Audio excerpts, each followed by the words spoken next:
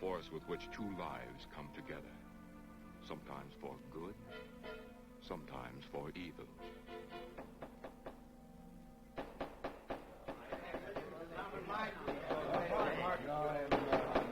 I say, Williams, allow a line out there. I'm definitely against it. Seems to forget we have our stockholders to answer to.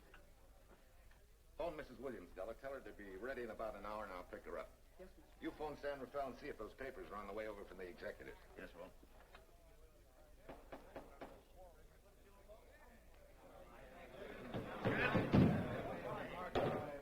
Well, Mr. Darcy, what's the score? 9-0? I'm afraid it is, Walt. If you think you can persuade them to change their minds, go right ahead. Gentlemen, I never interfere in stock issues, dividends, or anything else in your department. I must run my department with no interference. Either I know why and when I need more factory space, or you need another boy. And that's all right with me, too.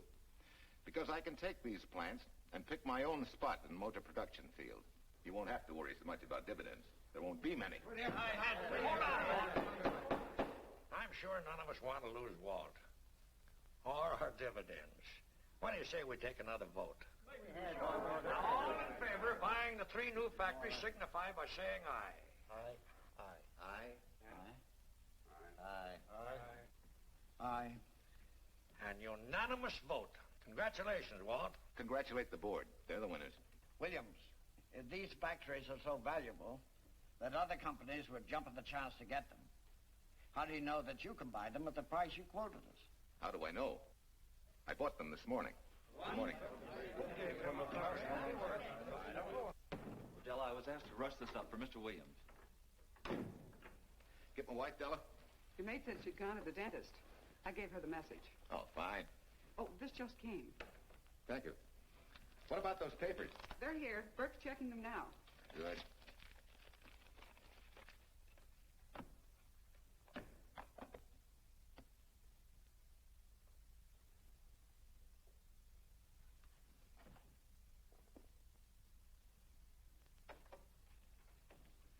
Congratulations, Walt. Take a look at Clause 4. Those provisions haven't been clarified yet. Oh, no? I wanted to leave for Tahoe right away. Get Judge Deering on the phone, will you? Never mind. I can get faster action if I run out to San Rafael myself and stick with him till they're right. Yeah? Mrs. Williams on 3. Oh, put the blueprints of that new diesel in, will you? I want Jackson to see him. Hi, Duchess. I'm afraid now we won't be able to leave till about 5 o'clock. What? You're not going with me? But I counted on it. But I thought as soon as Dr. Harris took care of whatever it was, I'd feel better. I don't.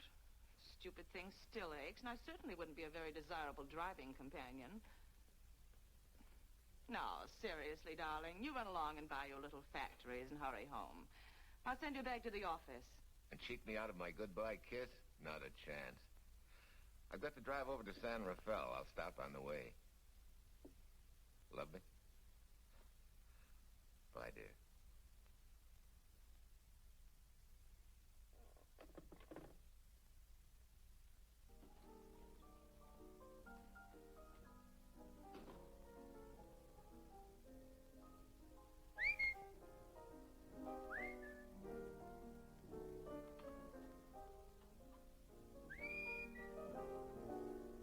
How do you expect me to whistle through a toothache?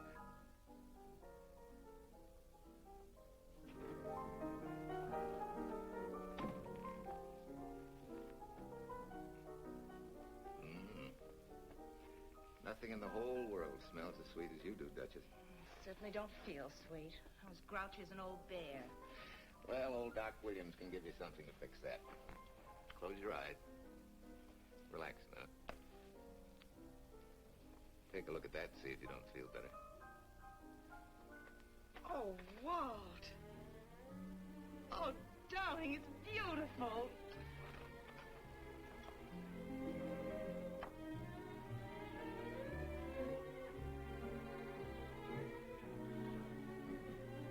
Not bad. Not bad at all. You know, to quote my wife, I like monograms on things. It shows they belong to me, unquote. When did your wife say such a thing, Mr. Williams? About 6 years ago, when I married her. She gave me the first monogrammed shirts I ever owned. Those were the words on the card. I still have it. I certainly hope your board of directors never discovers what a softy you are. They won't, don't worry. I have only one vulnerable spot. What really happened this morning? All I got out of Della was that you stalked out of the office with blood in your eye and were back in no time with canary feathers in your mouth. Oh, I clipped those birds' wings, but short. No one's going to vote me down, sweet. Not when I know I'm right. Mm-hmm. But how did you convince the board of that so quickly? With subtle hints and easy persuasion. Like this. Either I get what I want, or you get yourself another boy. And that's all right with me, too. Walter! What a clumsy ox. I'm sorry, Duchess. Oh, please, sweet, don't be so upset. Oh, if you could have seen your face. Oh, don't bother, dear. Sulin will take care of that. Not exactly a good prescription for nerves, huh? You know, you're wrong, Dr. Williams. The way I feel now, a good cat nap will probably make a new woman out of me. And if it's not going to make you too late... Yes? Well, I'm sure that by 5 o'clock I'll... Swell. I'll run over to San Rafael, get things ironed out, and be back for you by 5. On the nose. Darling, wait. That's perfectly silly. I'll take a taxi cab and meet you in Sausalito. There's a drugstore on a corner opposite the square. I'll be there at 5 o'clock, and we can go straight on up to Tahoe. That'll save you all that late afternoon traffic and all that time it'll take to come and pick me up. Smart woman, my wife. Thinks of everything. Where's your bag, honey? Oh, Sulin still has some things to press for me. Sure you don't mind taking a taxi? Very sure. Sweet dreams, Duchess. See you at 5. I gotta get going. Bye, honey.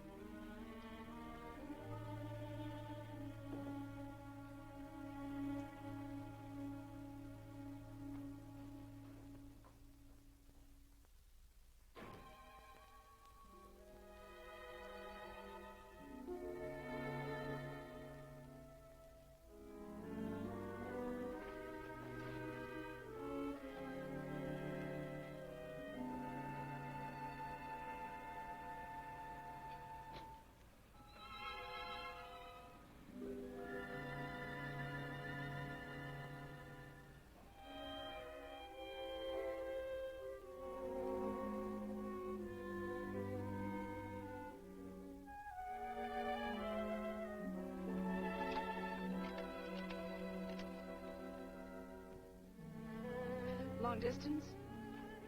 On Berkeley, 79721.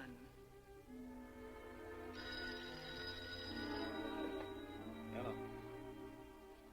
Ah. Hiya, beautiful. Yeah.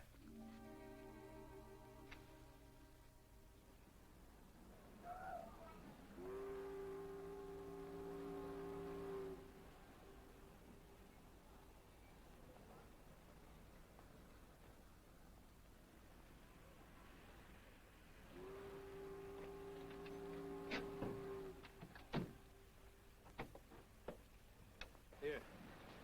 Don't forget, turn this stuff over to a bellboy at the airport hotel in Oakland. Tell him to hold it for Jack Burns. Jack Burns, the airport hotel. That's right, I'll be checking in later. What do I owe you? $1.15 a hair. All this stuff back to Oakland. Yeah, hey. Buy yourself a new kit. Thanks.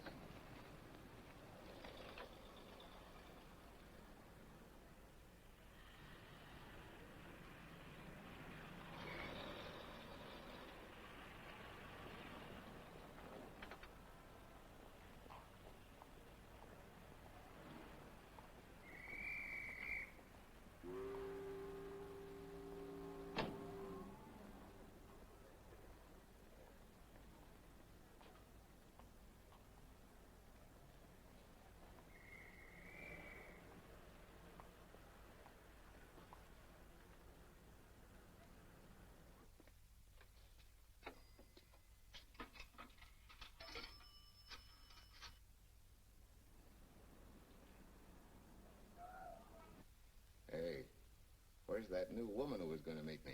It's after 5 o'clock. Oh. Gee, I was so sure you were going to be okay. Maybe you better get yourself another dentist, huh? Of course I understand, honey. Of course. Just to prove it to you, I'm coming right on home. No, you really mustn't, darling. I'm going to be perfectly all right, really. And besides... Besides what? Well, I've done something you're not going to like. You remember Aunt Margaret back in Illinois? You mean the old gal in Evanston? I'm way ahead of you. How much? Well, it isn't money this time. It's another relative. Her favorite nephew, Jim Torrance. All of a sudden, right out of the blue, just after you left, he telephoned me from Berkeley. Okay, Judge, I'll see him when I get back. Well, you don't understand, dear. You're going to see him right away. What? Well, all he seemed to want was to be able to get back to Illinois, so I... So you buy him a ticket.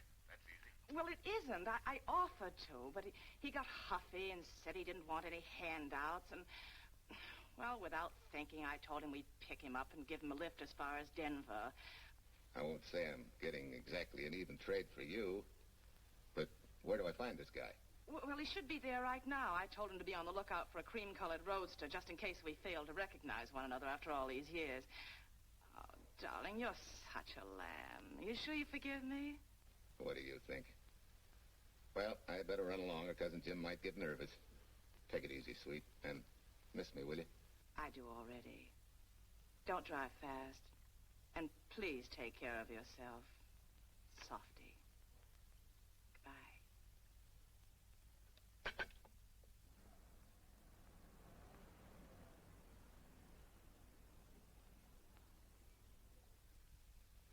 Hello, Della? Yeah, Mrs. Williams wasn't able to go with me. Now, while I'm gone, you see that she gets her roses every morning. That's right.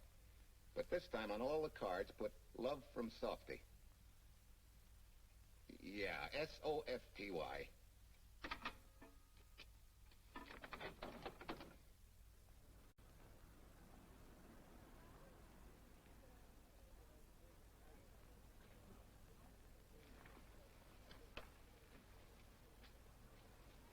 Hello. You must be Jim Torrance. Yeah, that's me. I'm Walt Williams. Hiya, Jim. Hi. Where's Irene? Oh, she's a little under the weather at the last minute. Worse luck. Oh, that's too bad. I was hoping I'd see her. Yeah, I'm disappointed, too. Where's your luggage? Oh, I'm wearing it. Less trouble that way.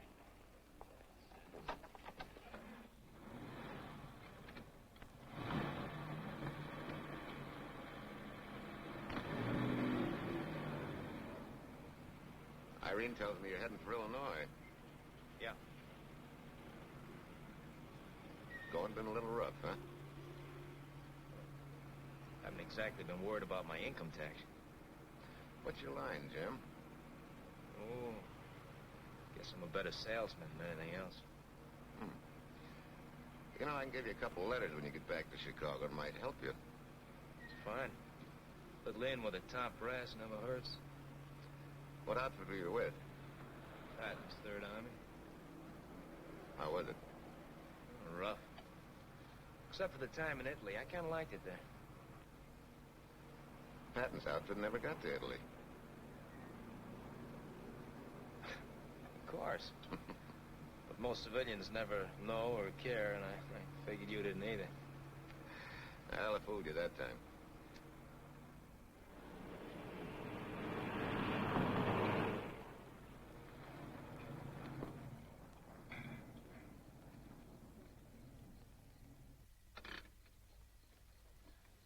Our last chance to chow for a while. How about it? No, thanks. I grabbed a hamburger while I was waiting for you. I can still taste the harness.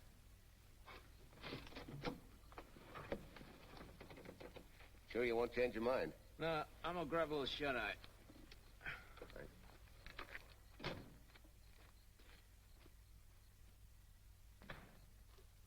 Chicken sandwich and a Coke. One chicken sandwich. Chicken sandwich coming up.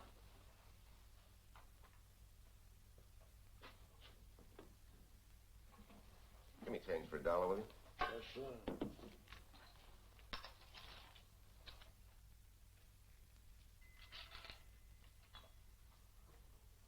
Thanks.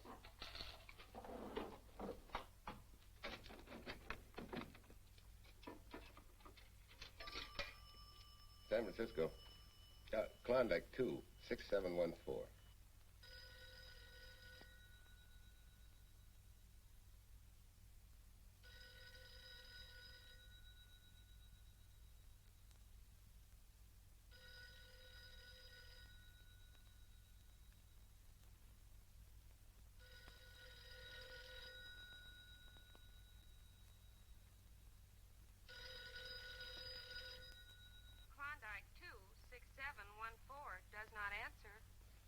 Oh.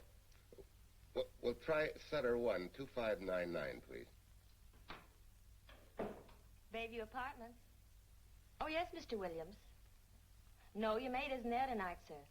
Well, she said Mrs. Williams was taking something to make her sleep and wasn't to be disturbed. But perhaps... No, don't disturb her. Just leave a message that I won't forget about a certain problem. Mm-hmm. I think I have it, sir. You want her to forget all about a certain problem. Softy, is that S-O-F-T-Y, sir? Softy is going to take care of it thoroughly. Is that all? Yes, that's all. She'll understand. Be sure she gets it the first thing in the morning. Right.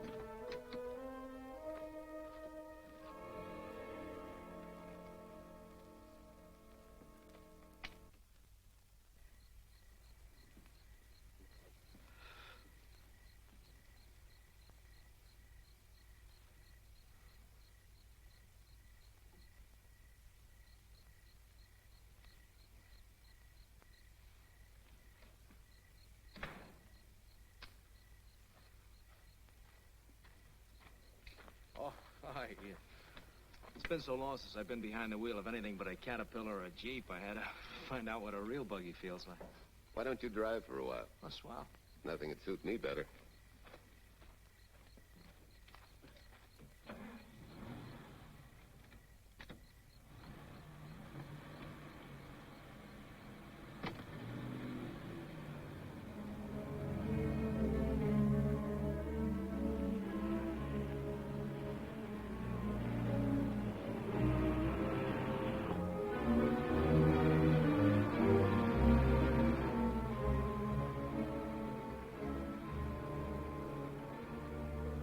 Tell me, Irene still got that little scar on her cheek? That one she got from the fall? Yeah. You can hardly see it now, though. How'd you know about that? She just got it last summer. Thought you said you hadn't seen her for years. Oh, from Aunt Margaret, of course. How else? She always sends me the news in her letters.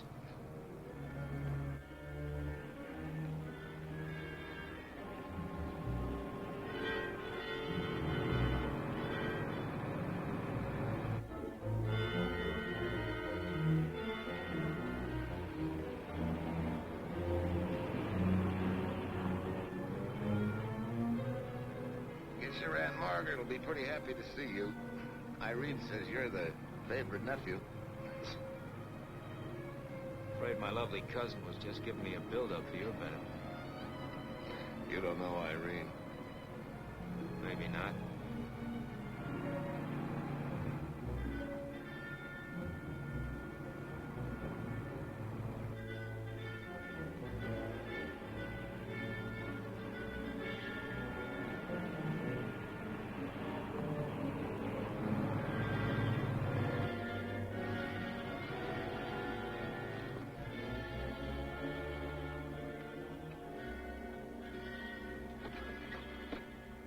What's the matter?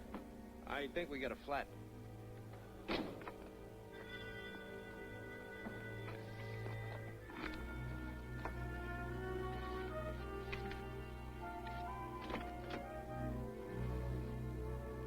Yeah, flat as a flounder.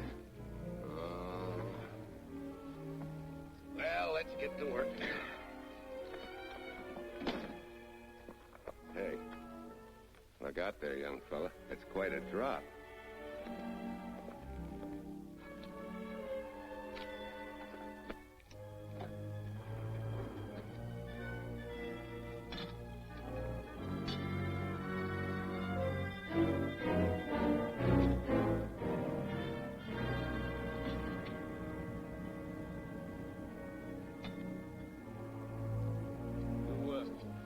Flashlight? I think I have. Get the jack. I'll take a look.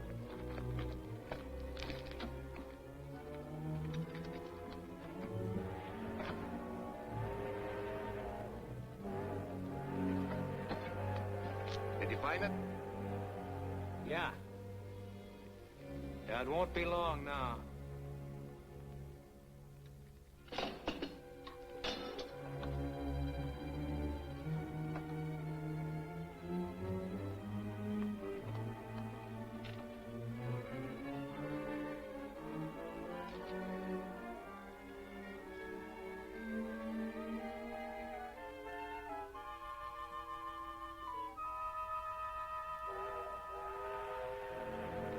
Come on, let's get going. Wait a minute. Did one of your cufflinks fall out? Huh? Well, something dropped. I heard it fall right down there at your feet. Hmm. But he must have rolled under the car.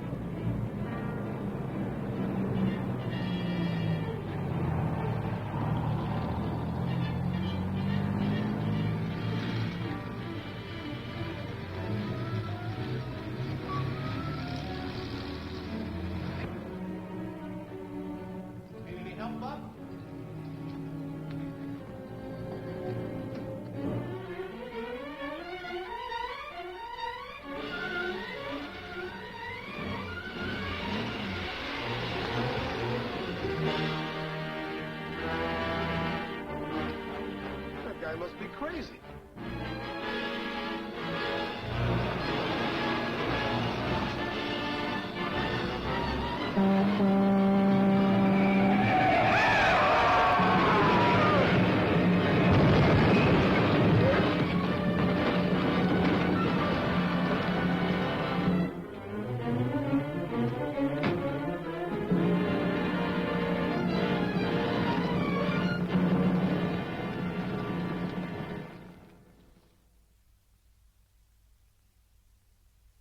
in case my husband should be late and have to rush for his plane. This will be taken care of. Thank you.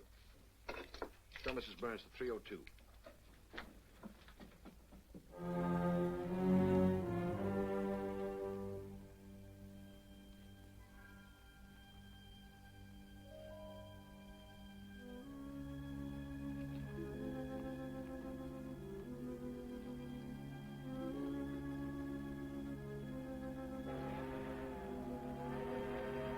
Irene and me, sucker. From Irene and me, sucker.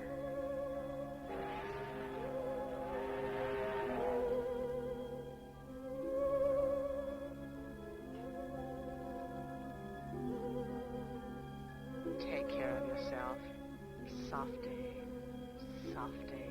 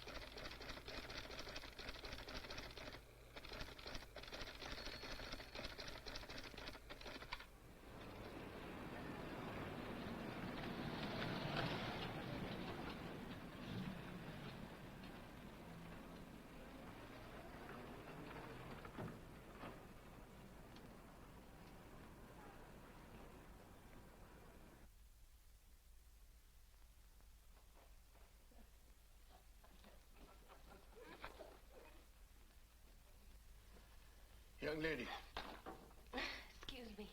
I want to see Mrs. Walter Williams. I'm sorry, sir, but she left orders not to be disturbed. I'm sorry, too. Lieutenant Quincy of the police department.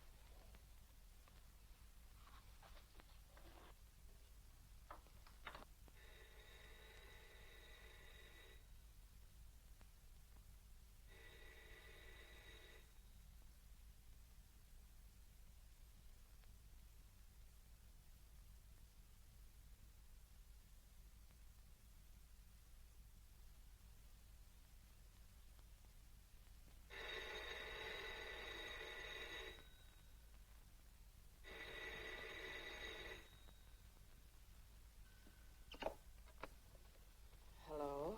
I thought I left orders not to be Oh, I see. Ask him to come up, please.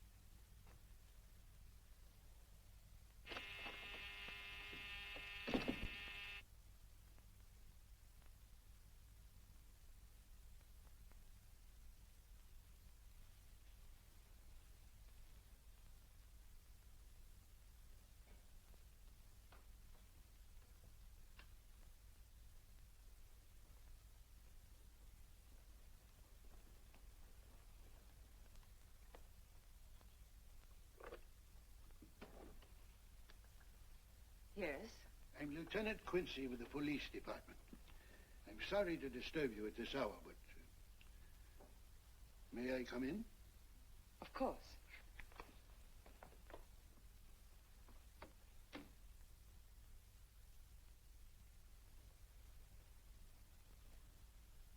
Well, Lieutenant? Did your husband go on a motor trip late this afternoon? Why, yes, he went to Denver on business. Why? Was he driving a Packard roadster?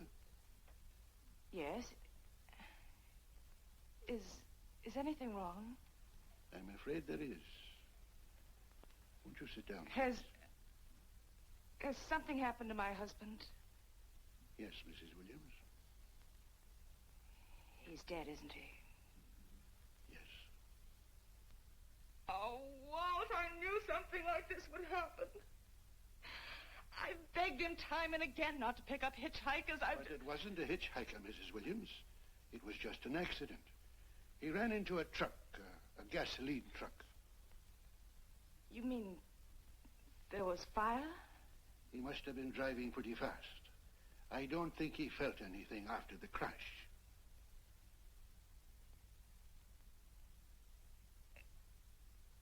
If there's nothing more you need me for, Lieutenant, I think I understand. And may I say you've taken this with a great deal of courage. Good night, Mrs. Williams.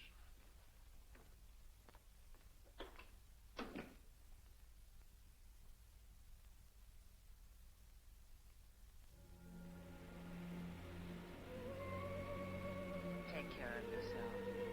Softly. From Irene and me. Softly.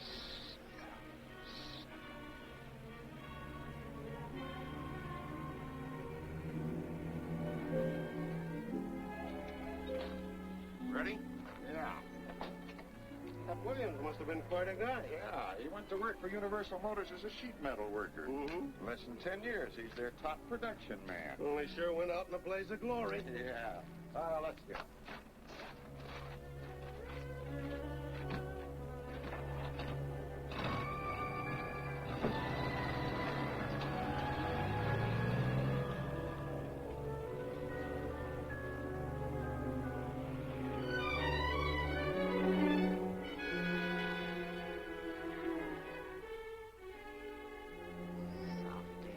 From Irene and me.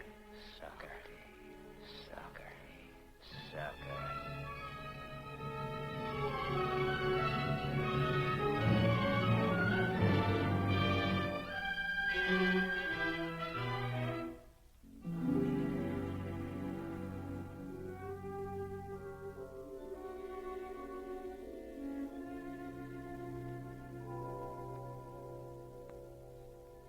Well, could Mr. Burns have taken a later plane and still made connections for Mexico City?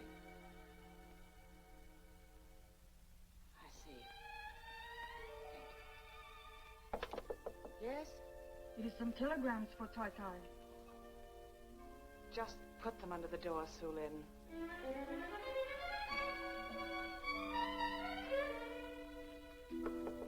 Please, Tai Tai, a policeman Quincy most anxious to see you.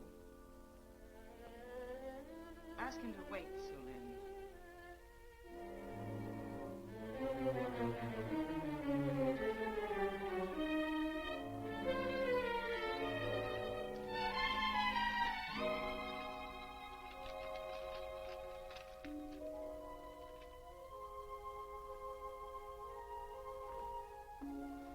Mrs. Williams will see you presently. Well, wait, please.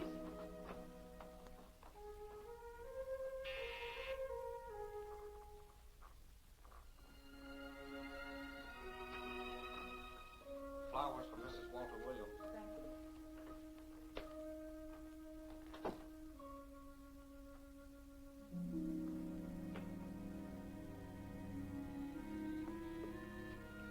Roses like Mr. Williams always sending when he's away.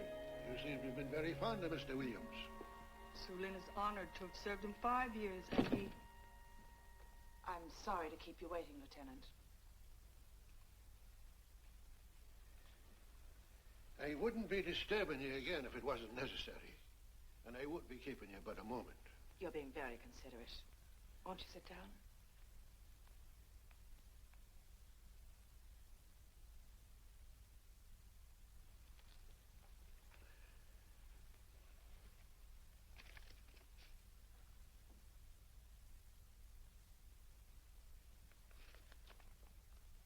Everyone's been most thoughtful. And why shouldn't they be? Forgive me. I'm all right now. What was it, Lieutenant? The state police would like to have some information. They found some wavy skid marks for quite a distance on the road, as if the car had been out of control when it crashed. Tell me, was Mr. Williams a reckless driver? Why, no. He was a fast driver, but certainly not reckless. Well, was he a heavy drinker? Quite the contrary. But what about his health? Could he have had a heart attack and lost consciousness before the accident? Why, no. He was in perfect health, but he'd been working much too hard lately and was overtired. Perhaps he fell asleep at the wheel last night. Oh, poor darling.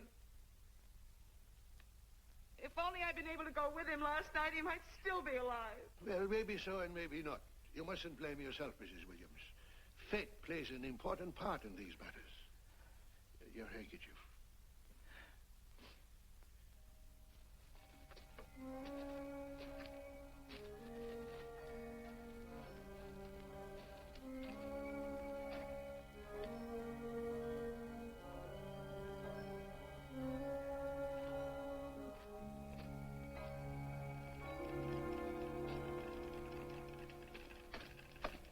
When's the next train to San Francisco? 10 a.m. tomorrow. You sure there isn't one sooner? No, I'm sorry.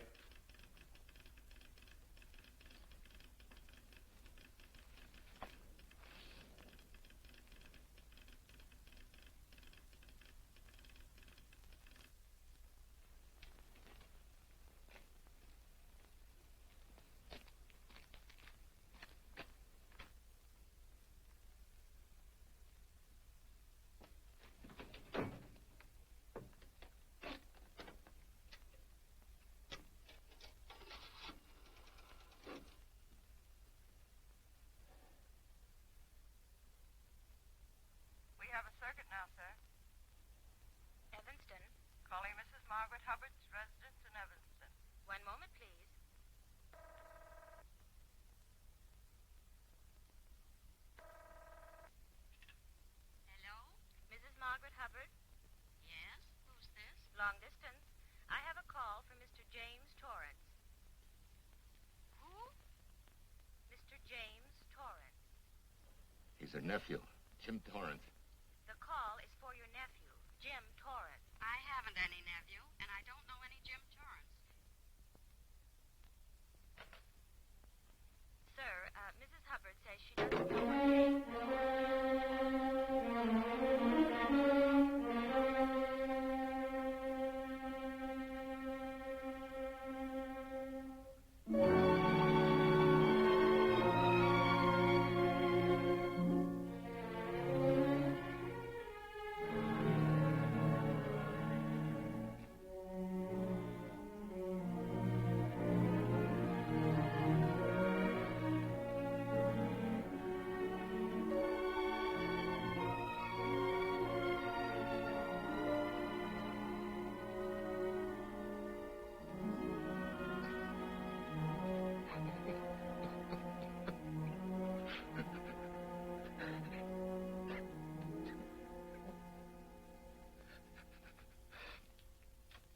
What's the matter, son?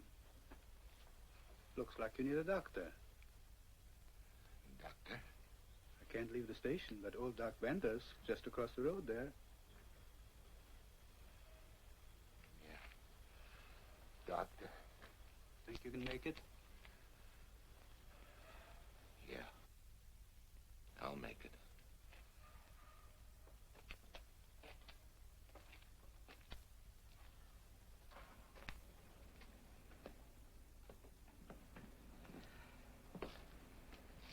Now take it easy, man.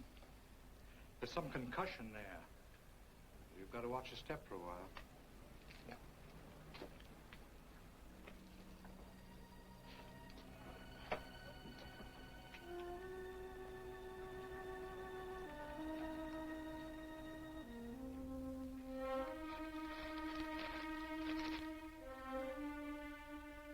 Walter Williams' beautiful widow, who by her own request sat alone in the family alcove during the service.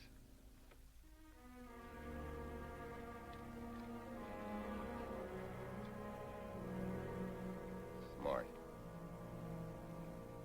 Someone might have caught her licking her chops.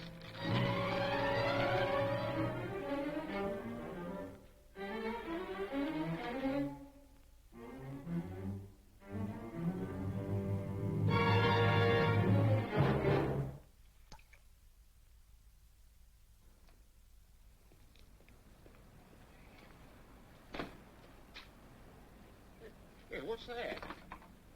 Walter Williams. Hey, ain't that the guy that... For the love of Mike, what's that briefcase doing here? He's dead. They did him a dirty trick if he ain't. Hey, now, wait a minute. Don't touch it. We better turn it over to the police.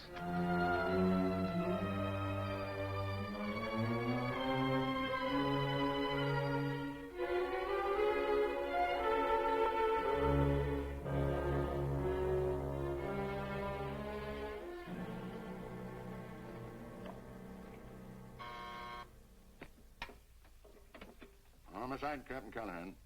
Oh, yes, Chief. The dope just came in from Washington. The fingerprints are those of a James Torrance. Yeah, I'm putting Quincy on it. Right. This sort of opens up a new can of peas on the Williams accident. There's the FBI reporting the guy.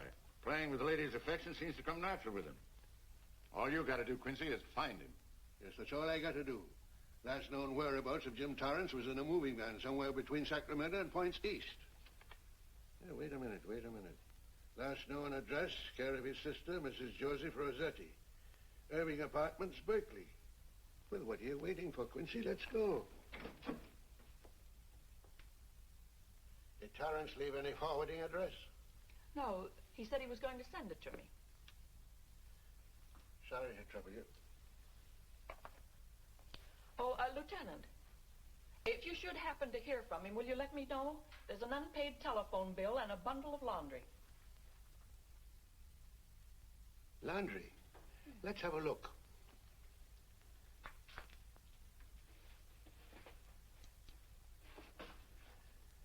I may have to take this along with me. Not without a receipt, you don't. You mean you don't trust the police? In my business, you don't trust anybody. Mine, too. Holy St. Valentine's Day. Look, he had the same thing on his shirts, too.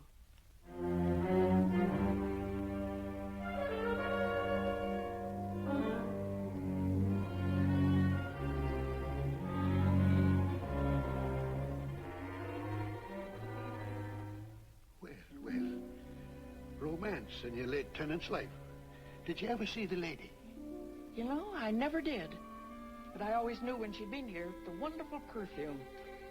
I lay you 10 to 1 she's a rich widow. Could be. Wait, I'll get you his telephone bill. Pretty fancy stuff for a hitchhiker. Yeah, but he's a pretty fancy hitchhiker. According to the shirt maker, a certain lady in the town had these made special. And they're just like her husband's. Only his initials were WW. Sort of smells, don't it, Cal? Now take a look at this little item. It was also found in the laundry. I for Irene and W for... Well, it could be for Williams, too, couldn't it? Yeah. Homicide, Callahan speaking. Hello? Oh, hello, Fitz. Hello. What news? Oh? Any luck? Both days, huh? Swell. Have it typed up and sign it. This report of Fritz will be a nice little topper for this pile. His checkup shows calls from Torrance's phone to Williams's private number, and a flock of them going the other way, including one on the 7th and several on the 8th. The 8th, in case you've forgotten, is the date of Walt Williams' accidental death. Well, that ought to be enough to get an indictment out of the grand jury. Go pick her up. I'd like to play a long shot first. It might give us 2 for 1. Well, take 'em one at a time. A bird in the hand is not going to lead us to its mate. I'd like to give the lady a little more rope. Well, Thanks. I thought you'd agree.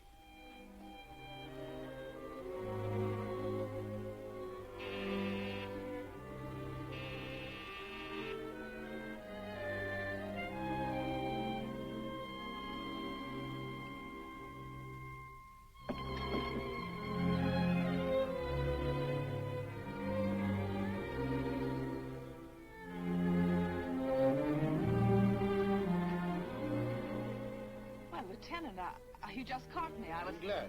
I have some rather startling news I thought you should know before it hits the headlines. Come in.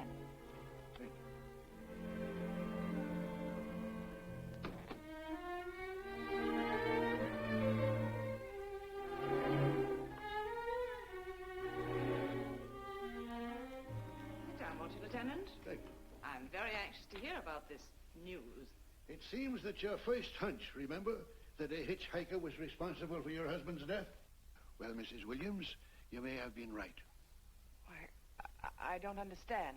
Your husband's briefcase turned up in Kansas City yesterday in a moving van that had stopped at the scene of the accident that night. Apparently, the murderer made his getaway in it.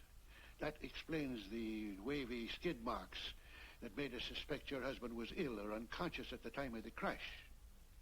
Yes, I suppose it does. And by now, the man is probably out of the country and never will be found. Don't you worry, Mrs. Williams. There were fingerprints on that briefcase. And as soon as we get the FBI report from Washington, his identity will be known and his description sent out on police broadcast. Oh, we'll find him all right. But just now we are keeping things quiet so the murderer will feel safe until we are ready to close in on him. Yes, I can see the wisdom of that. Yes, I thought you would understand and cooperate. As soon as we know his name, it is possible that you might recognize it as someone with a motive. There's that possibility. You know I'll do everything I can to help. I'm sure of it. Now I'll run along. You'll hear from me. I'll let myself out. Don't bother. And don't worry. Good day.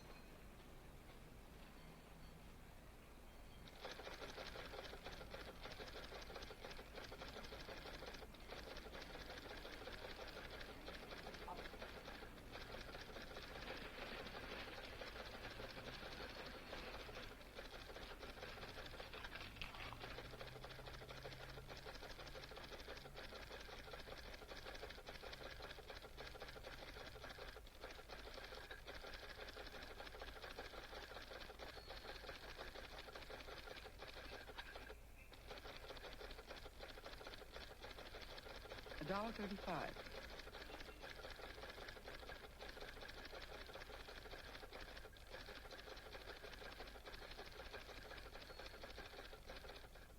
See, everything after the letter J in the first name has been obliterated by heavy writing over it. The only impress letters legible are those between words or before them, like RNS at the end of this name here, and the Hotel Santa here before the word Evanston. Well, Tom, don't you think it's about time you retired? Why, there isn't even evidence there of Mrs. Williams' intent to communicate with Torrance. And who do you think she beat a path to the telegraph office to wire to? The League of Decency? I'll tell you what I think, that you should have brought her in when I first told you to. By the time you get her now, she'll have figured out a way to tip Torrance off. He'd be that much tougher to find. Not unless she's tipped him off from your office. Ernie's got her on ice waiting for you.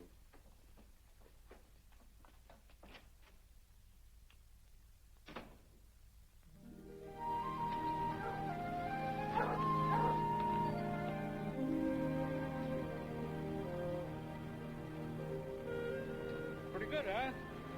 Fastest growing little town in Idaho.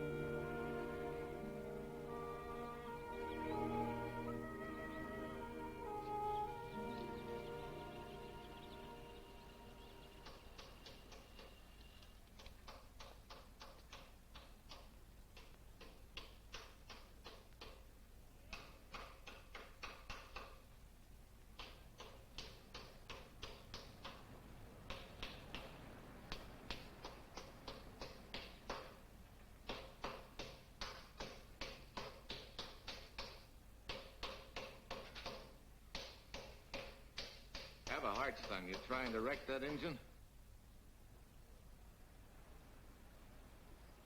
Oh. Sure. It's a hobby of mine. The way you're going at it, you can't miss.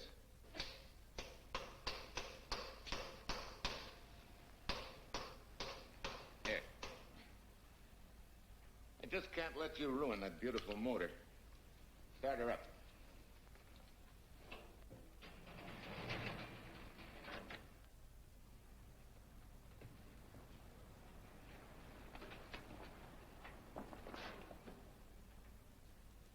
Okay, start her up.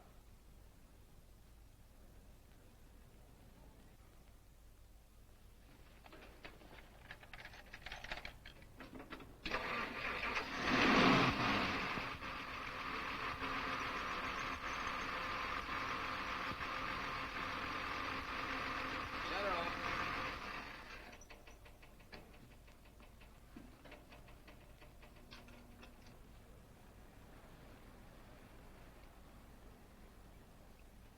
You're certainly not a mechanic by trade.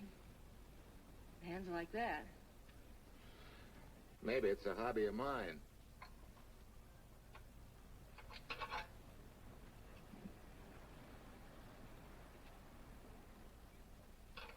Gee, what happened to your head? Perhaps I was talking when I should have been listening. Okay? Okay by me. Thanks a lot, Hill. So long, Marsha. Bye.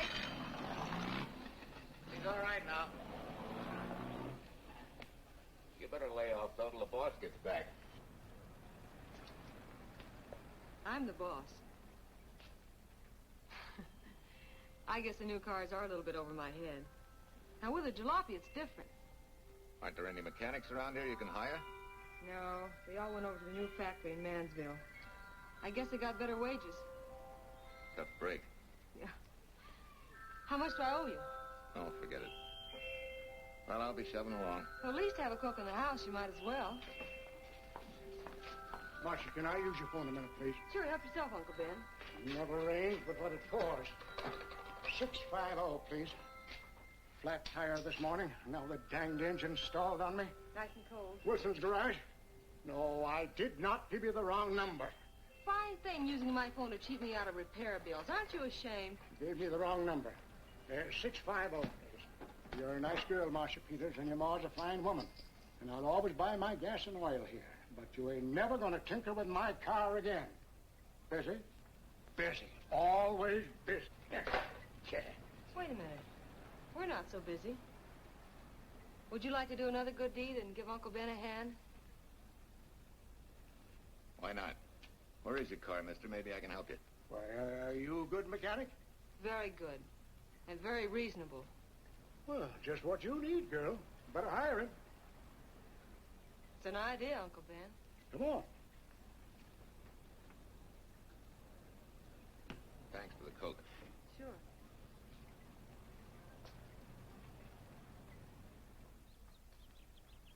Well, I got Uncle Ben fixed up all right. Nothing but a sticky carburetor valve. Bye. I hope he paid you. What for? It only took a minute. You're certainly not money conscious, stranger. There. This is no kind of work for a girl. Somebody has to do it if I want to stay in business. And I want to.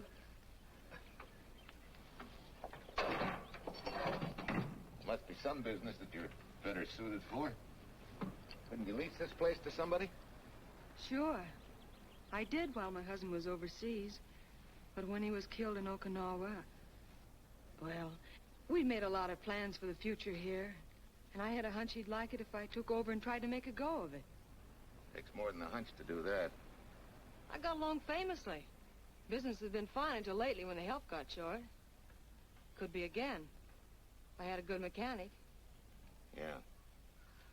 You sure need one, all right. Well, for Pete's sake, say yes or no. Do you want the job or don't you? You mean you'd hire me without knowing anything about me? You can repair automobiles. What else do I need to know? Except your name. Well? Why not? Sure. I'll try it for a while till you get someone permanent. The name's Bill Walker. Okay, Bill, it's a deal. And maybe if business gets real good, you'll want to stay. Oh, don't count on it. Where does this go, on the rack? Yeah.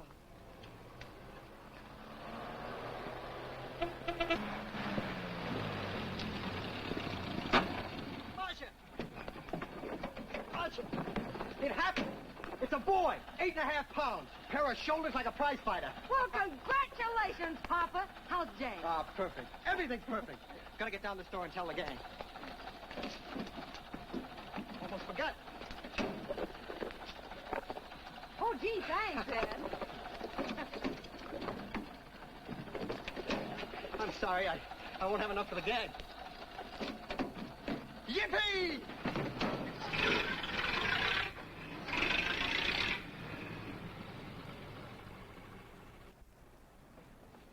Maybe you can use this token from the slightly delirious new father. Thanks. Say, we haven't settled the matter of wages yet. Maybe I can't pay your regular salary. Suppose we leave that open till you find out how much I'm worth to the business. Doesn't seem to be any business right now. Might be a good time for me to get rid of this beard and find a place to board. We live right next door. I'll go ask Mom. She'll know of a place. Sort of a peaceful house. I noticed it this morning. Oh, gosh, I forgot. She's down helping Mrs. Wellesley with her canning. Mom finds homes for everything from stray cats... To stray mechanics? Well, you're not a stray anymore. I'll go phone. Pearl? 674, please. Hello, Miss Wessler. May I speak to Mother? Hi, Mom. I've got some good news for you. I hired a man for the station. Yeah. No. Nobody we know. He's from out of town. Needs to place a board. You got a good one up your sleeve? Okay. Says she has to meet you first to come home for supper. Huh? And you like apple or cherry pie? Cherry. Cherry it is, Mom. See you later. Oh, now I gotta get rid of this. Hey, where's the nearest barber shop? The one and only, just up 2 blocks. Tell Judd you're working for me. When you get back, we'll close up and go home. Thanks.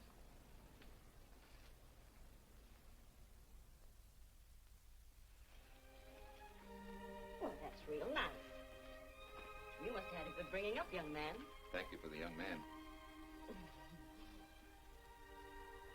We thank thee, O Lord, for thy bounty, and ask thy blessing on this food and on the new friend who shares it with us.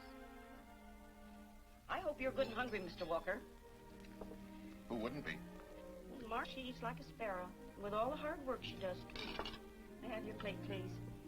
Well, she can start taking it easy now. Boss, the help. Thank you. She never takes anything easy. Has to put her whole heart and soul into everything she does. Well, now that you're through with me, Mom, how about Bill? Have you thought of a place for him to stay? Well, why can't he stay right here? We have a spare bedroom going to waste. And I think you like my cooking. Like it? That's very kind of you, Mrs. King, but it seems an imposition.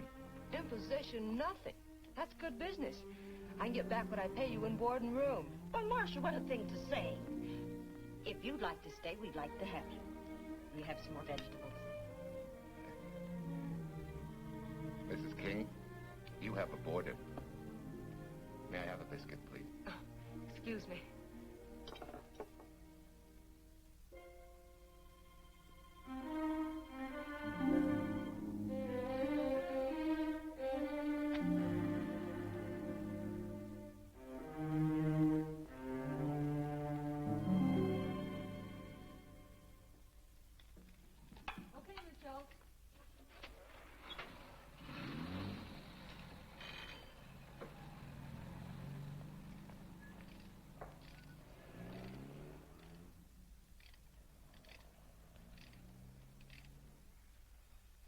It's wonderful the way tools seem to come alive in your hands.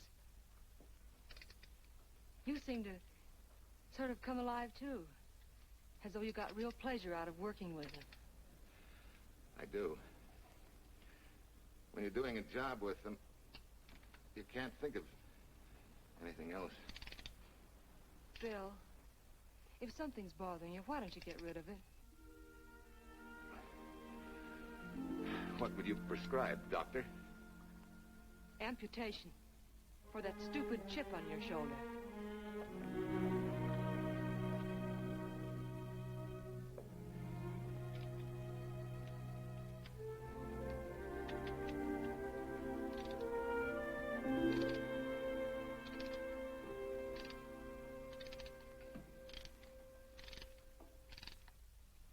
What you need is a ring job. Save yourself some money. Gee, Bill, with the baby and everything, I just can't afford it now. Oh, we'll take care of that. Hey, boss. How's Ed's credit? Good enough for a ring job? Well, sure, if I can hold Junior as collateral. Oh, not a chance, fella. Never mind her. I'll do it on my own time. Oh, thanks, Bill. Maybe we'll see you tonight, huh?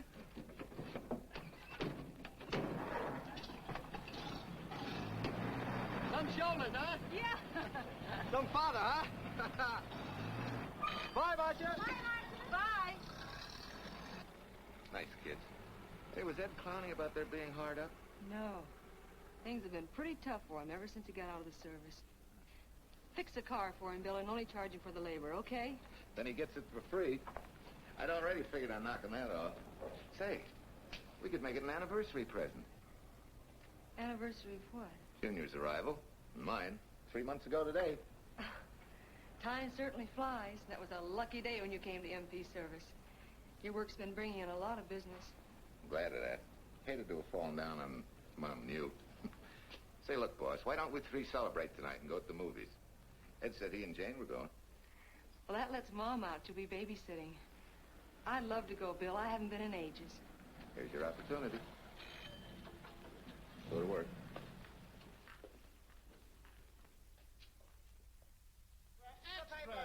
Irene Williams, held for murder. Read all Extra. This is Sheila Graham with the latest news of the shocking Williams murder case. While beautiful Irene Williams is held for trial, charged with conspiring to kill her late husband, the police are searching for James Torrance, believed to be the lover of Mrs. Williams and her partner in the horrible murder of Walter Williams.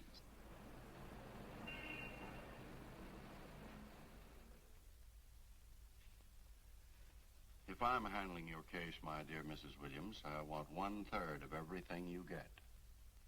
You're out of your mind. You don't realize what I'll get as Walt's widow. Perhaps you don't realize the spot you're in.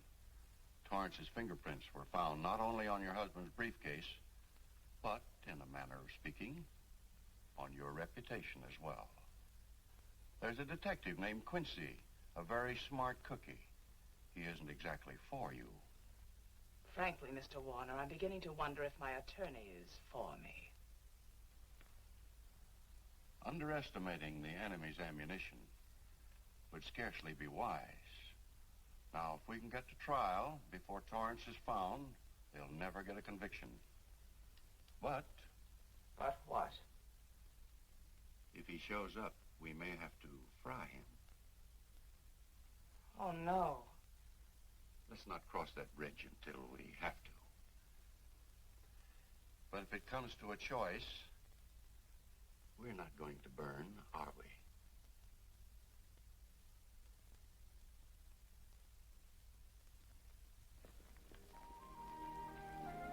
Aren't you the chatterbox this afternoon? What about this afternoon? Oh, I'm sorry, boss. I guess it was wool gathering. You're only supposed to do that in the spring. Is there anything you don't know? Yes. What's San Francisco got that we haven't? Better newspapers, for one thing. Anyway, California's supposed to be the land of opportunity. I thought that by now you liked it here. I do. Very much. It's a good town. Nice people. Swell boss. Thanks. We like you, too.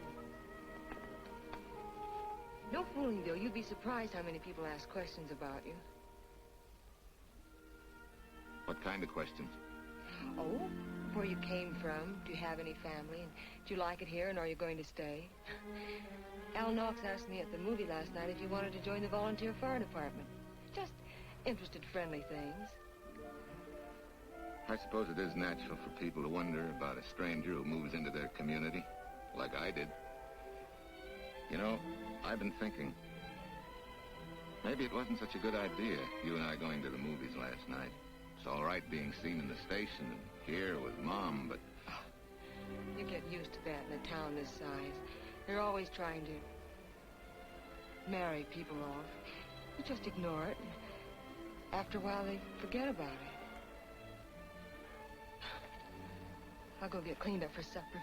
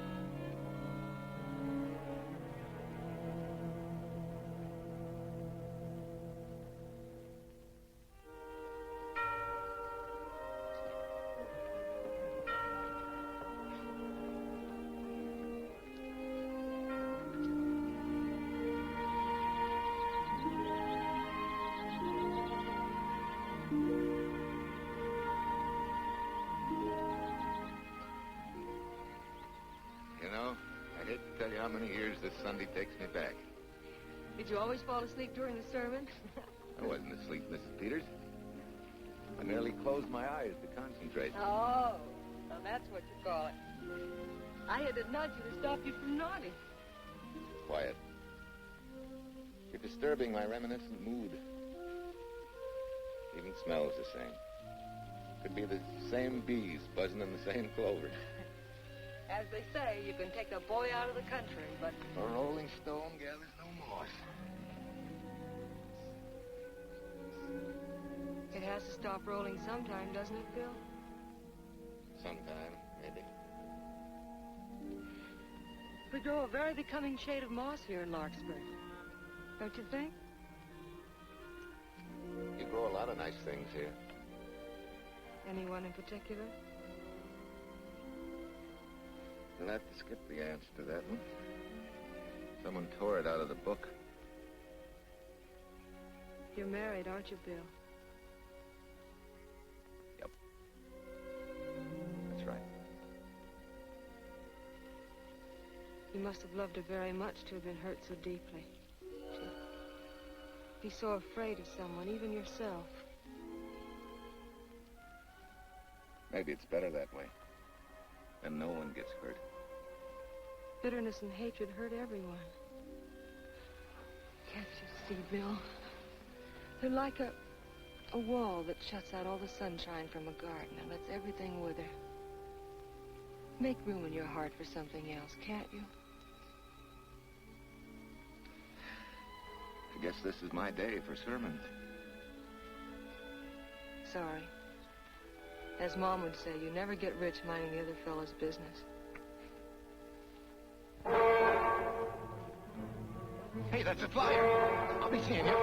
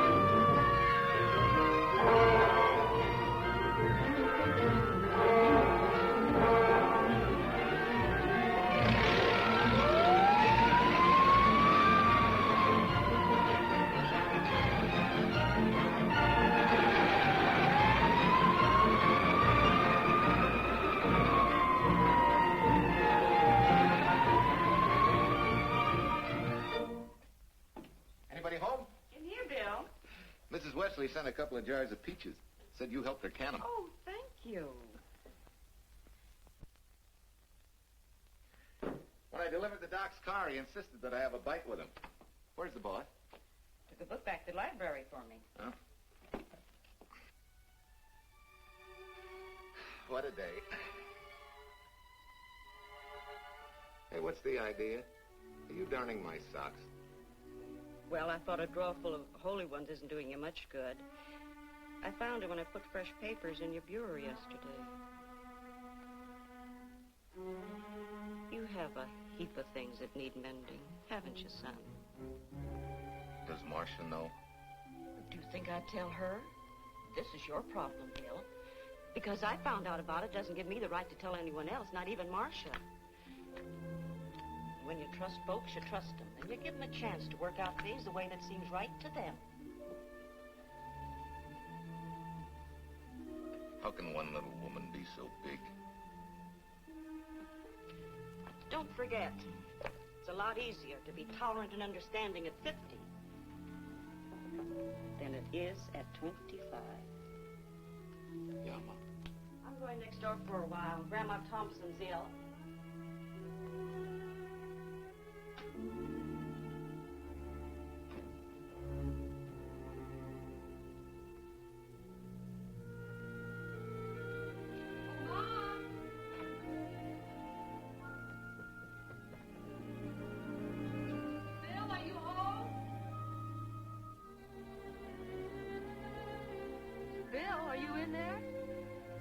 Yeah? Mom went next door, Marsha. Hi. Do you work awfully late? Oh, about 6. Anything wrong? Come in. I want to tell you something. I'm checking out. Has something happened? No, just... I'm doing what I should have done a long time ago. Moving along. But why, Bill? My name isn't even Bill. There isn't any Bill Walker. I'm Walter Williams. The late Walter Williams. Walter Williams? I don't understand. You may not even after I've told you, but at least you'll know the whole story. Sit down, please.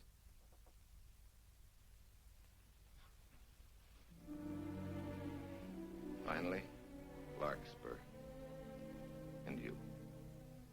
From there on, you know.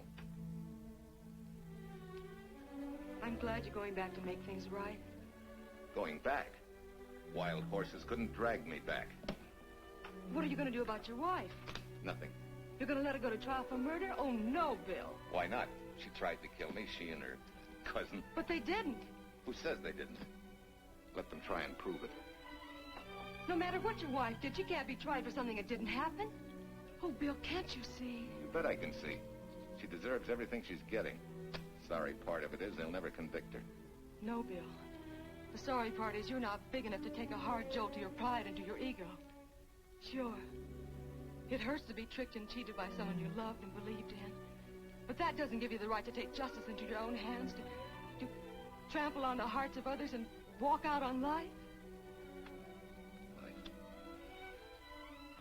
A barren, frustrated boyhood.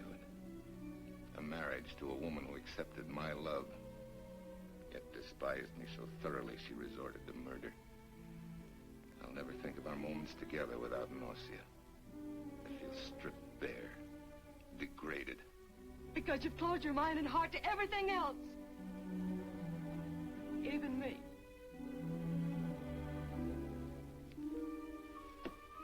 Oh, Bill, please. Don't destroy the one chance we have for happiness. We haven't got a chance. Doing the right thing never works out. I know. In this world, you turn the other cheek and you get hit with a lug wrench. Forgive me, boss.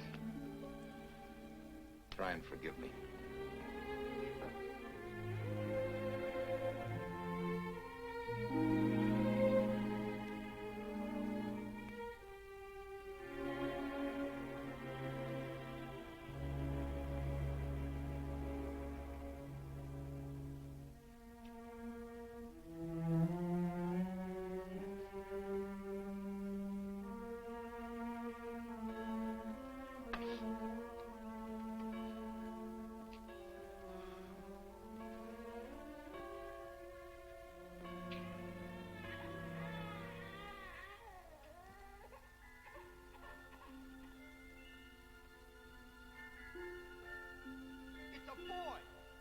Shoulders like a prize fighter. You know, I hate to tell you how many years this Sunday takes me back. You have a heap of things that need mending, haven't you, son?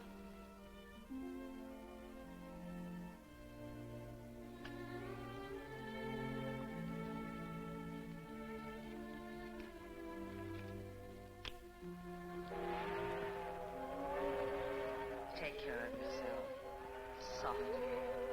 Irene and me. Softly. You're not big enough to take a hard jolt to your pride and to your ego. Sure. It hurts to be tricked and cheated by someone you loved and believed in.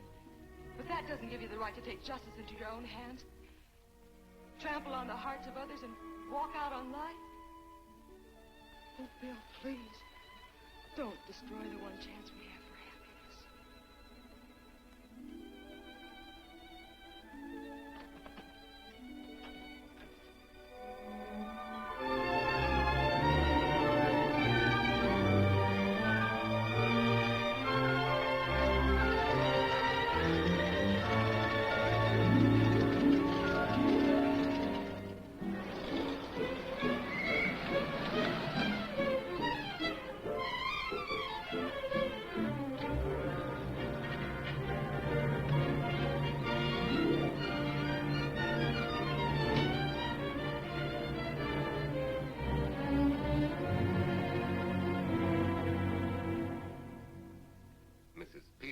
Enough to come along to substantiate at least the Larkspur portion of what I've told you.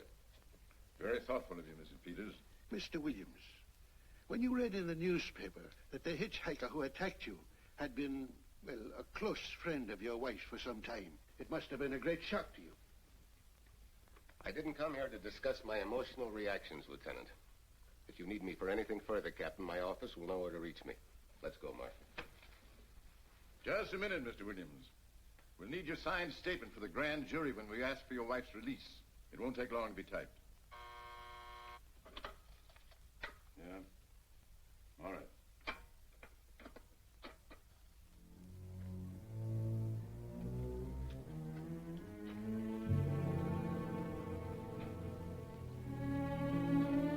Come in.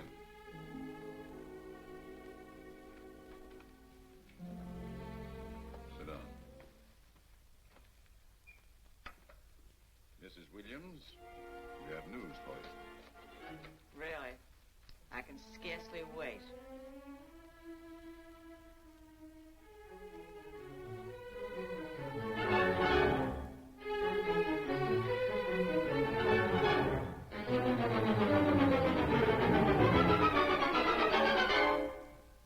It seems it was Torrance who was in the car when it crashed. Jim?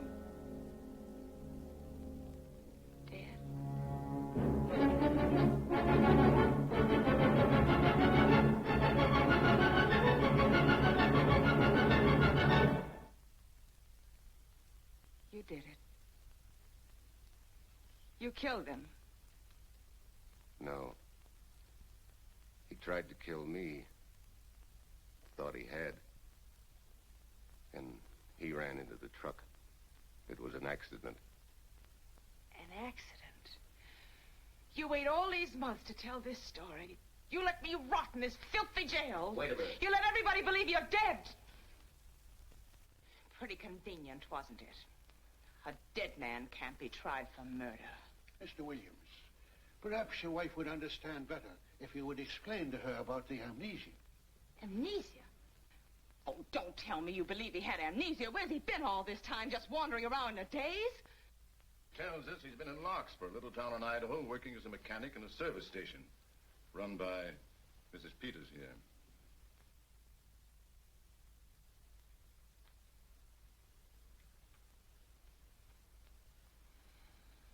I understand perfectly. Now that my chance for happiness is dead, I suppose you'll demand the divorce I begged you to give me so that I could marry Jim. That's fantastic. Yes, isn't it? After you telling us that the man you picked up was a perfect stranger. Well, that's not true. The time and place for meeting Jim had all been arranged. I must advise you, there's a law that a wife can't testify against her husband. There's a law against murder, too, but that didn't stop him, and nothing's going to stop me until I'm through. It's all right with me, Captain. Go on. Talk your head off.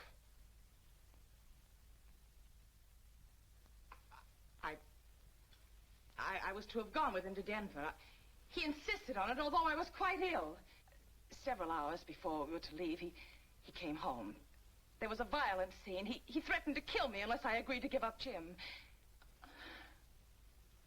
And I wish he had. This is incredible. Not one word that she has said is true. Then you've nothing to worry about. Mrs. Williams, was there a witness to the threats you mentioned? No. Unless the maid overheard. She was in the apartment.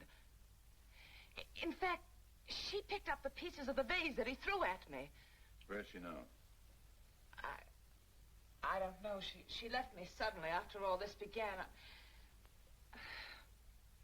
Please, could the questions wait? I feel rather ill. Will you have Mrs. Williams ready for the grand jury at 10 o'clock tomorrow morning? That's all.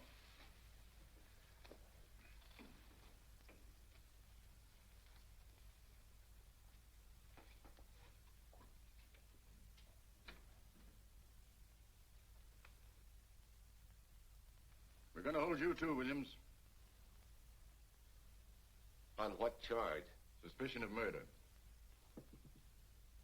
But he's not guilty of any of these things. Then it should be easy for him to prove it. Take it down and book him. That fiction of Mrs. Williams must have been very convincing. No, we just couldn't buy that yarn you tried to sell us. Let's go.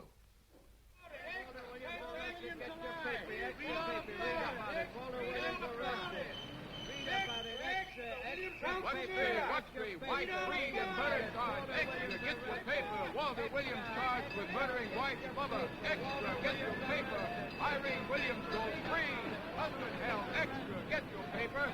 White, Reed, and murder charge. Walter Williams charged with murdering White's mother. And Daly's going to cover Williams' office. Okay, boys, hop to it. I want all I can get by 10 a.m. tomorrow for the grand jury. Okay, Chief. Oh, Tom, don't miss a bit. Dig up everything you can on Williams and the Peters dame. You sort of believed Irene Williams' story, didn't you, Ben? She made better sense than he did. Well, sure, she's a better liar than he is. Don't forget, I went all through her grieving widowhood with her. She's a bad customer. Well, that's for the grand jury to decide, and Williams insisted on letting her talk. So it's his funeral. Funeral, all right. Especially with that yarn he told. But murder's out of character for him. There's a few pieces missing somewhere. There might be in Idaho, if it's not too much out of character for you to get going. You're going to miss me, Cal, when I retire next year. Maybe I'll join Private Eye and solve your cases for you.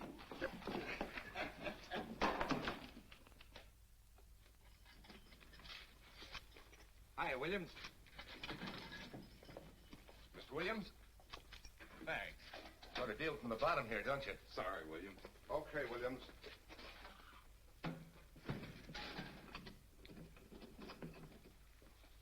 Well, not very good news, judging from your faces. Well, Walt, the grand jury returned indictment against you. Mrs. Williams was released. I see. Now, don't you worry, Walt. We'll have you back at work where you're needed, and in short order. Come on, Eldredge. There's a visitor waiting far more attractive than we old fogies. We're just leaving, Mrs. Peters, but remember, don't hesitate to call on me for anything. Thank you so much.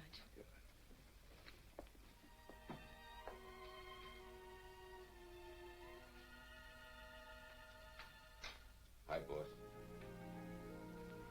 Bill, what have I done to you? If it weren't for me, you wouldn't be here. If it weren't for you, I wouldn't be. I came back here because I wanted to believe in the things you do. I still do, no matter what happens.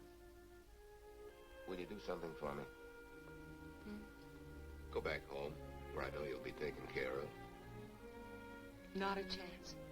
You'll have to think up a better reason than that to get rid of me. I'm a big girl now. I've just been to Larkspur, Williams, where I found these newspaper clippings. Of course, some of them are 3 months old, but you seem to treasure them, so I brought them along. So? I don't think they exactly substantiate your claim of amnesia. As if you were interested in substantiating any claim of mine. Now, let's get one thing straight. Most people, when they get in a jam, think the police are only interested in the prosecution. Our job is to get the facts, the truth. And the truth never hurt anyone but the fellow that lied. Unless he was a beautiful woman. Oh, quit kidding yourself, Williams. You made the boner. I had no more to do with Torrance's death than you did. And out of the whole population of Northern California, you just happened to pick up a hitchhiker who happened to be your wife's boyfriend. Ah, have a heart, Williams. I suppose you'll tell the truth when you take the stand, but you better have some mighty conclusive proof if you expect the jury to believe it. Wait, Lieutenant. Bill, we all know you're not guilty, but we're going to need help to prove it, and need it badly. Lieutenant Quincy can't take sides, but if we're right, he has to be on ours. And I have a hunch he wants to be. Why don't you tell him the whole story? All of it. Please. I'd like to. Quincy, very much. Guess I should have told the whole truth in the first place. But I wanted to clean this mess up with as little scandal as possible.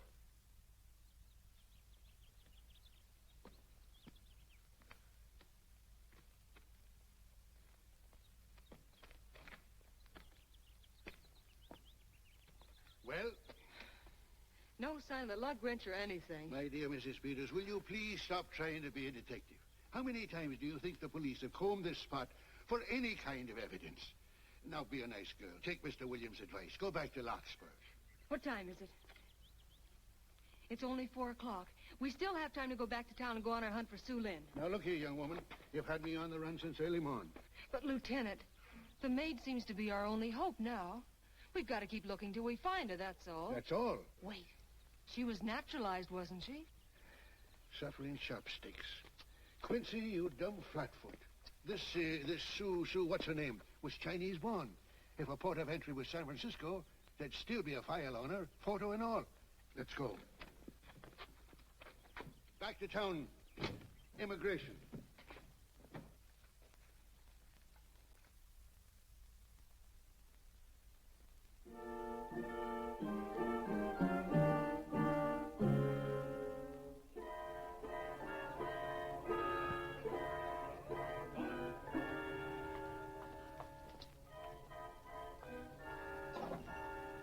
The counsel has given us the right lead.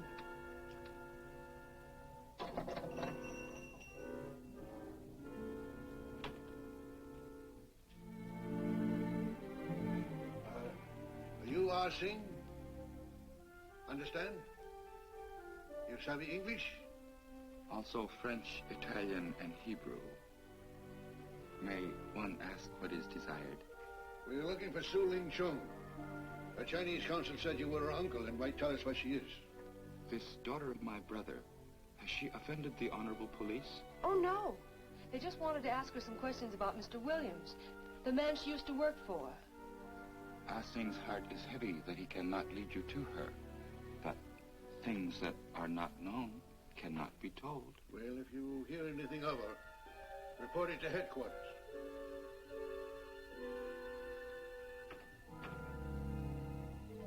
Suhail, untruth is not good for soul, and not wisdom when told to policemen.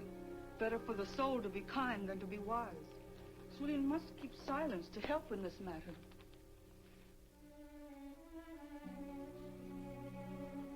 You know, you're quite a gal. In case I haven't told you lately. You're just too easily pleased, that's all. There must be a way out. Why can't we find it? Oh, buck up, boys. Tomorrow's another day. Yesterday you go to trial. Bill, I'm afraid. And the state intends to prove, beyond any reasonable doubt, that the defendant, Walter Williams, did, with malice aforethought, kill the deceased James Torrance, whom he knew to be his wife's lover. And that with his victim dead beside him, he drove his car into the course of an oncoming truck, jumping clear himself some seconds prior to the crash. And subsequently, he made his getaway in the back of a loaded furniture van. And for 3 months, as Bill Walker, he laughed at justice, but had imprisoned his unfaithful wife for conspiracy in his own murder. But then he decided that being dead cramped his style. He thought he could eat his cake and have it too. So he returned, most anxious to explain his long absence and to right the dreadful mistake that had imprisoned his wife for 3 months. Ladies and gentlemen, it was a cold-blooded, premeditated murder and must be punished to the fullest extent of the law. Call the first witness, please. Captain Callahan, did Walter Williams tell you what suddenly cured his amnesia after 3 months? No, he did not. But he did tell you the man that struck the blow which caused the amnesia was a total stranger, a hitchhiker he had picked up. Yes? And that he knew nothing of this man's identity or relationship with his wife until he suddenly recovered from his amnesia and heard or read the details. That's what he said. That's all. Thank you, Captain. Your witness, Counselor. No questions. No. I saw no signs of amnesia, but definite concussion. He was a bit evasive in answering questions, but not vague or unsure. In your opinion, Doctor, could this head injury have been caused by a fall? Yes. If the head had struck on some object, such as a stone or a metal pipe. That's all, thank you. Your witness. Dr. Bender, are you familiar with a tool known as a lug wrench for changing automobile wheels? I'm afraid I am, sir. I've had a regular epidemic of flat tires lately. Well, then, in your opinion, could this head injury which you treated have been caused by a blow from a lug wrench? Yes. It could have been caused by that, too. Thank you, Doctor. The ones with the earliest dates, you will notice, are heavily creased, as though they'd been carried in a wallet or a coat pocket. Thank you. Lieutenant Quincy, will you kindly tell the court where you found these newspaper clippings? In the bedroom occupied by Mr. Williams and Mrs. Peters' home in Larkspur, Idaho. Is this your handwriting, Miss Revere? Yes, sir. And that's the message, at least our record carbon of it. Would you read it to the court, please? June 9th, 8:32 p.m. Message from Mrs. Walter Williams, Penthouse D. Mr. Williams called, said he wants you to forget all about a certain problem. That Softy is going to take care of it thoroughly. Was there any other conversation? Well, I just asked if that was all, and he said yes, she'll understand, and sort of laughed as if it were a joke and hung up. Some joke killing the wife's boyfriend. That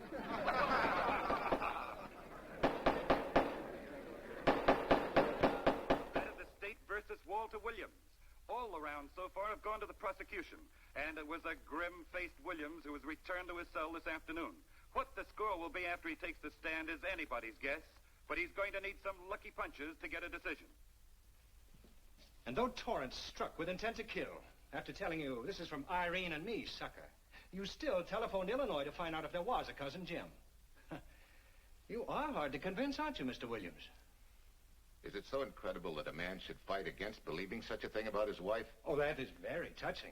From a husband who planned a trip on which he intended to destroy his wife and did kill her lover. That's a lie. Your Honor, I object to the conclusions drawn by the prosecutor and move that it be stricken from the records. But, Your Honor, there is a corpus delicti, remember, who was your wife's lover. Objection sustained. There's also her own story, which, in front of witnesses, you insisted she tell. And then we have your own two different stories from your own lips.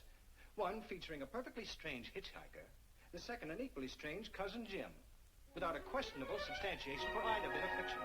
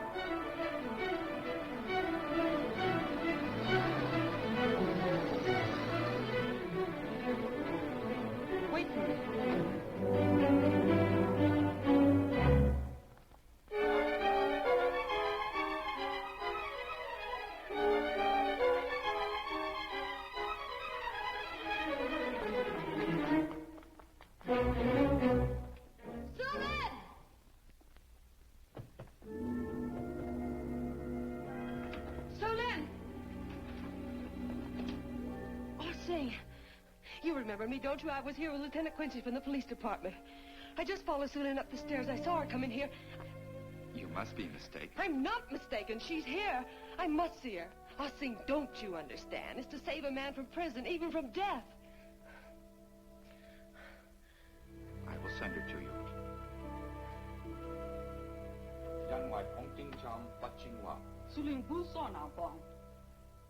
Oh, Sue Lynn, we've been looking for you all these weeks. Mr. Williams needs your help so desperately. I cannot help. You must forget that you found Sue Lynn. Forget it? But you're his only witness. You're the only one that can help. Not as a witness. Only with silence can I repay his great kindness to me and my family in China. Why? For I heard other things. That most unhappy day. From Mrs. Williams' bedroom, his voice very loud and angry. A flower vase broken to pieces. He can explain all that. They do not believe what he's already told. That I heard anything would do harm. Don't you see?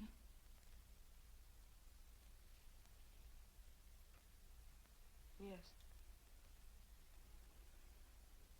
Much sorrow comes from women who know not honor and truth. And Mrs. Williams, she was not true even to that Torrance man.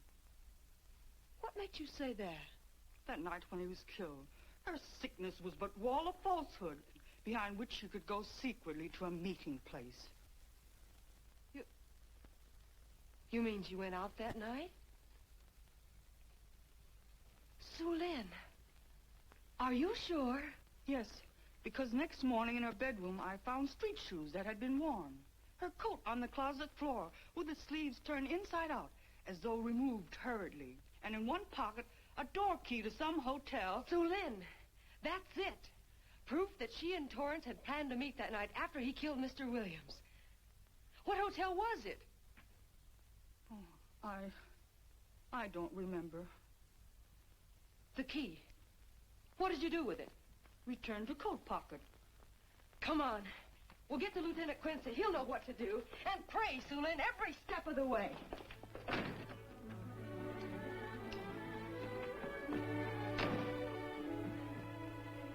Now hold everything. Even if this long shot don't work out, we'll just keep on pitching. Oh, well, Hopper. Something got low. I know something. Mocha. I see one, honey. Here it is, yes. Room 302, Airport Hotel, Oakland.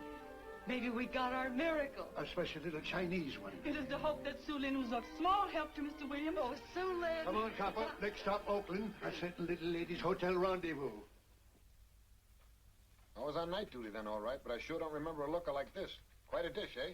A little too highly seasoned for my digestion, thanks. Lieutenant, just found a couple of cars for room 302 on June 9th. George Baxter, checked out at noon. Mr. and Mrs. J. Burns. Room not slept in. J. Burns. Burns. Look, Quincy. The handwriting on the card is identical to that on the photograph. And here's a little boy, the same thing. The cover-up telegram to Aunt Margaret. Now look at the impressions. J here, and here RNS. J. Burns. That's the name she started a telegram to. Room not slept in. Say, I got that dame pegged now, Lieutenant. She said they'd be out of the room by midnight as her husband was catching a plane.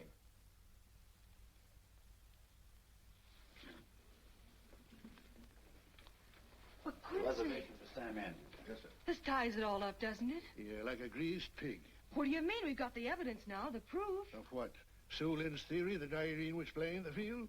This evidence only proves that she came here to keep a date with a man named Burns. We can't even prove that he didn't keep the date. But you know he didn't. There wasn't any Burns. It was only a name that she and Torrance used. Fine. If you can prove that, Williams will be free. But none of this will prove it. Sorry, Copper, but we are just up another blind alley. Willie? Yes, sir.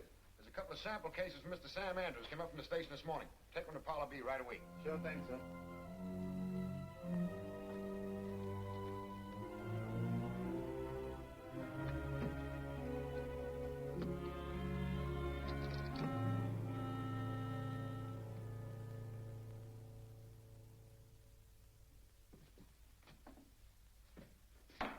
Seated.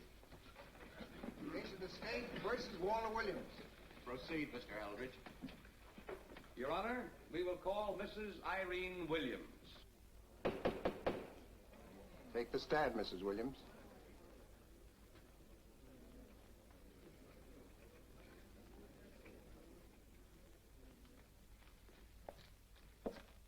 Raise your right hand.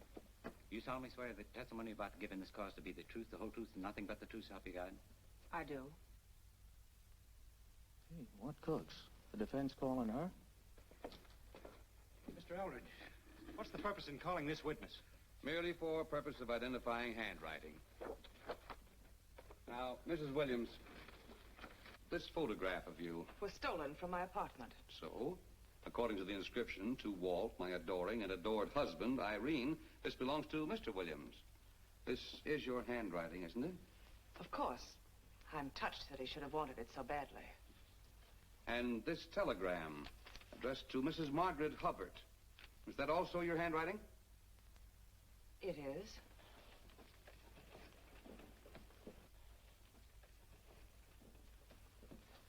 Now, Mrs. Mrs. Williams, this photograph is inscribed to Jim, my adoring and adored Irene. Did you write this, too? I see no point in all this. Merely answer counsel's questions. Did you write it? I did. And these letters addressed to Mr. James Torrance, did you write them? Yes.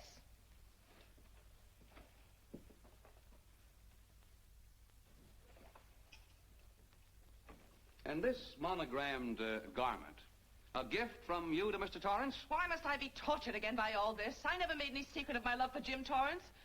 That's why he's dead. Your love for Jim Torrance. Yet on the very night he was killed, you had a rendezvous with a man named Burns, didn't you? I don't know what you're talking about. I don't know any man named Burns. I was at home that night, very ill. Oh, yes, the sleeping pills. Well, you must walk in your sleep then, for you spent at least part of that night at the airport hotel in Oakland, where you registered for Mr. and Mrs. J. Burns. Don't waste the court's time trying to deny it. This is the registration card that you signed at 9:20 p.m. And there's the room clerk who assigned you to room 302.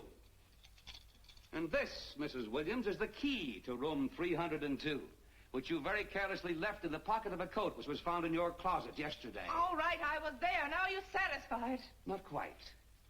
This J. Burns, Mrs. Williams, is his first name Jack? Yes. Have you been in contact with him lately? No. How long since you've seen or heard from this Jack Burns? Well, I don't know. I don't remember. You bet she doesn't remember, because there isn't any Jack Burns, and there never was. That was an alias for Jim Torrance. And it was Torrance who was to have met you that night, after your charming little plot to kill your husband had been duly executed. It's not true. It's not true. I have bad news for you, Mrs. Williams. I can prove it's true.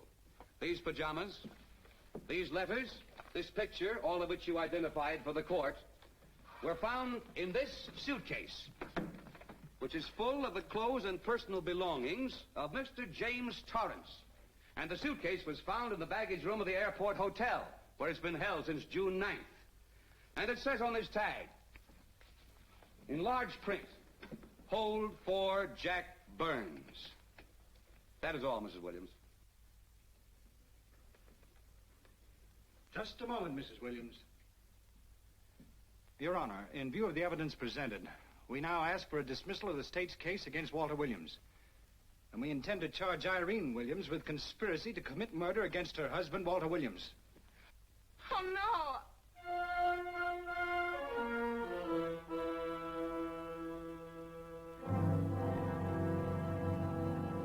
The case against Walter Williams dismissed.